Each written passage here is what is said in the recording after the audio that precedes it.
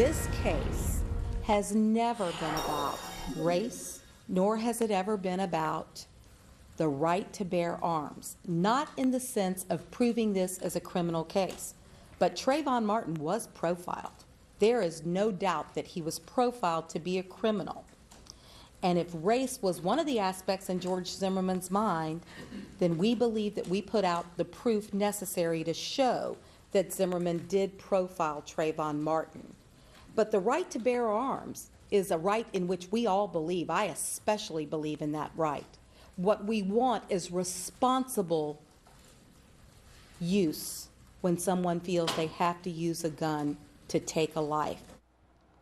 Well, the verdict is in. George Zimmerman found not guilty by a panel of his peers, but the ruling has angered some self-described civil rights leaders who insist the case was indeed all about race. Here with her reaction this morning is lawyer, conservative columnist, and the author of the book Mugged. Ann Coulter joins us on the couch this morning. Ann, nice to see you this morning. Thank you. Good to be here. I mean, your response to seeing Ms. Correa there, talk about Ms. Correa there, in her response to this was race-based.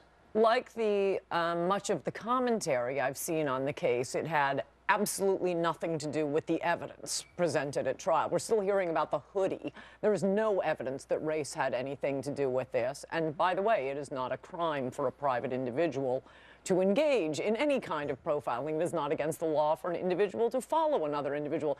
Yet and still, there was no evidence for that. There was no evidence that the hoodie had anything to do with it, and we're still hearing about the hoodie. Where were you when you heard the verdict read last night, and what was your response?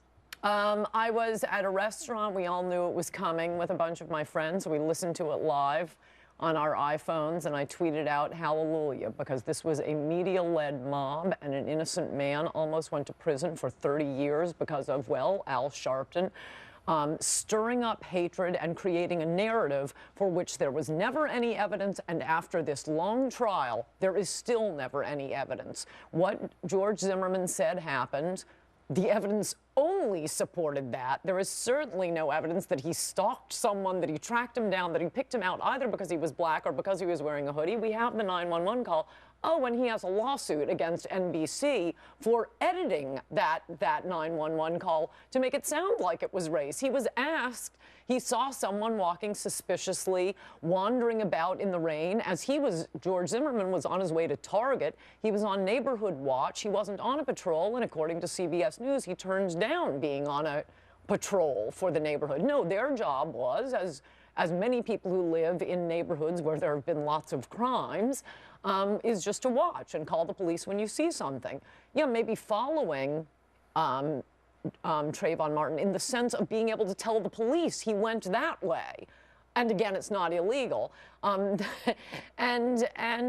that's what he was doing, and he was jumped. And the evidence is he was jumped, he was hit first, Trayvon was on top of him, and yet we still keep hearing, well, who's to say he just tracked this young child down and gunned him down? There is no evidence for that. This case never should have been brought. It is purely political for the media to continue their narrative of all of America as Mississippi burning. They want to keep us divided by race, ginned up by race, and it's a relief that someone who was innocent did not have to be the sacrificial lamb for this media narrative about America as being run by the Klan. But are you surprised by how little has changed? I mean, you're describing something that's gone on my entire life. It's been 60 years since the civil rights movement began, and yet you'd never know that in the press.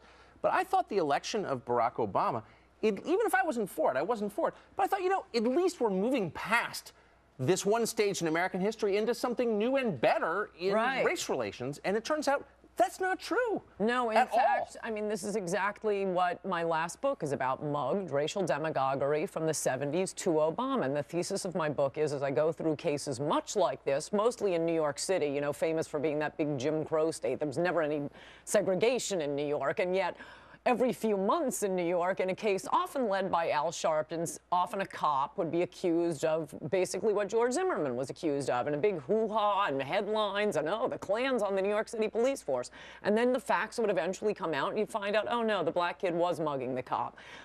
I think it ended, and this is the thesis of my book, right after the O.J. verdict. At that moment, when a mostly black jury, 100% Democrat, by the way, found a spectacularly guilty black celebrity not guilty of murder, white America just said, that's it, we are shutting down the white guilt bank. And we had peace for a decade. You will notice you didn't have cases like this for about 10 years after OJ. For the first time, the prosecutor, Steve Pagonis, who was falsely accused of raping Tawana Brawley, it was about a decade after he brought his defamation suit against Sharpton and the rest of them. It wasn't until the OJ verdict that he got his day in court and he got paid.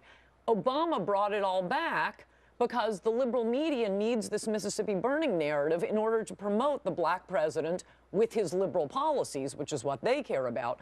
But at least it isn't brought fully back because George Zimmerman was found not guilty. I mean, I think that the facts of this case, obviously when the facts came out, it got much more complicated. But at first blush, let's remember that for 46 days before he was arrested, all we knew was that an unarmed black teenager with Skittles had been shot by a wannabe cop. Once I maintain that had the police department released the photos of George Zimmerman's bloodied face and bloodied head, we wouldn't even have gotten to that point. But they didn't until after he was arrested. Yes, but you wouldn't have had. I mean, the reason we thought that was because the media was lying to us by doctoring photos of George Zimmerman, by doctoring... Were they doctoring photos? Yeah. Or that we just didn't have those photos yet? No, I think that's the accusation. Which photos? There's a lawsuit. Document. I mean, were doctored. Of, back of his head. Of his head, yeah. Making it look like he had no injuries. And they doctored the 911 tape. And the audio tape. Where the 911 operator is asking him, what race is he?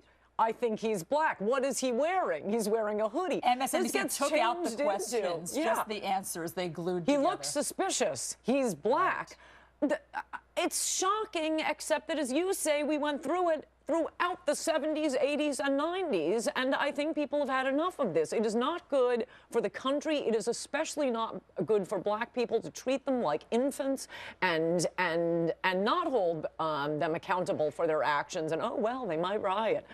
No. Is it good for liberals, though? Acceptable. I mean, because the president just doesn't hold a press conference and just decide off the cuff to make this comment, right? It's everything is vetted and thought about. And his comments, when he made that comment about him looking like his own son, if he were to have a son, it seemed like it was planted, thought about. Somebody in the administration said, this is a good idea. Go out there, at a microphone, and say this. Absolutely political, because, as Tucker just said, and by the way, this was an argument made publicly in newspapers when Dinkins was running for office, even on the first time, even if Giuliani would make a better mayor, we have to vote for Giuliani to help race relations in the city, because enough white people will think, if we just make a black man president, it will all go away. You know, if we just allow Steve Pagonis or this cop or this person falsely accused of racism, they'll be our sacrificial lambs, and that'll be the end of it. It's never the end of it. You have to say, no, this is not fair. This is not the truth.